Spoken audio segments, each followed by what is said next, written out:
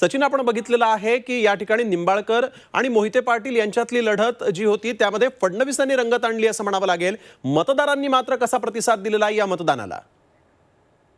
हे मतदान होत असताना सांगोला तालुक्यामध्ये दोन गालबोट लागणाऱ्या घटना या आजच्या मतदानाच्या वेळेमध्ये घडलेल्या आहेत. एका बागलवाडी या गावामध्ये मराठा आरक्षणाच्या मुद्द्यावरून दादासाहेब चळेकर या मतदाराने चक्क ईव्हीएम मशीनवर पेट्रोल ओतून त्यांना पेटवण्याचा प्रयत्न केला.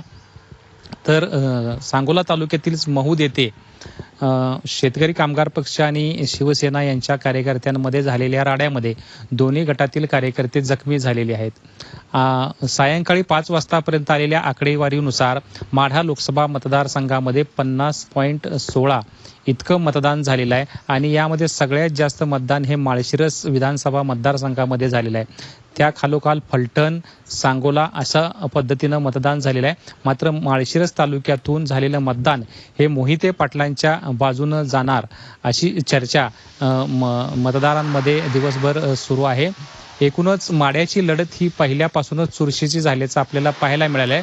आता मतदारांनी आपला कौल दिलेला आहे. अजूनही मतदान केंद्रावर मतदारांच्या रांगा हे आपल्याला लागलेल्या पाहायला मिळत आहेत. आता आज ईव्हीएम मध्ये बंद झालेलं मत कोणाच्या बाजूने जाणार आहे, माड्यामध्ये कोणता खासदार नव्याने निवडून येणार आहे याचा निकाल हा 4 जूनला लागणार आहे. याची उत्सुकता मतदारांमध्ये असणार आहे. अगदी बिलकुल.